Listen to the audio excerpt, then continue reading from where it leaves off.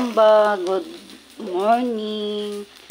Yan, magluluto tayo ng adobong baboy. Yan. Ganyan ang buhay. Mag-exercise, tapos magluluto pagkatapos. Ang bango, ginisa ko pa lang yan, mabango na. Ayan. Ganyan talaga ako pag mag-adobo. Gusto ko talaga lumabas yung ano niya, yung katas niya, yung katas ng baboy. Ito pala yung baboy, fresh. Kakakatay lang nito talaga, masarap yan. Madali naman tong lumambot. Ang pinili ko pala na gawing adobo, pwede rin to sinigang. Yung sa ribs. Masarap yun kasi wala masyadong taba. Yan, masarap din adubuhin. Kaya adubuhin ko ngayon. Mga kasumbangers. Adubuhin natin yan. Ayan, mga suki. Ayan ha, mga mshi. Yan lang ang buhay. Pagkain, exercise, pagmamahal. Ayan.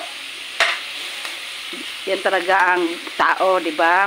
Ang buhay ng tao. Ayan. Yan ang life ng tao. Pamilya, sa health, at saka sa love life. Ayan, number 1, Panginoon. Yan. Magdadasal. Yan po talaga ang buhay ng tao. Ayan po, ganyan, adobo po yan. Palalabasin muna natin yung katas niya. Tapos po, pag lumabas na po yung katas niya, yan oh, nagmamantika na siya. Okay. Lalagyan natin ng tubig para lumambot yung baboy. Tapos, timpla na ng mga timplang pang-adobo. Yung pamintang buo, dahong laurel. O, kung gusto mo, lagyan mo ng bulaklak na ano. Tapos, ayan, mamaya-maya lagyan ko rin ng oyster sauce para masarap.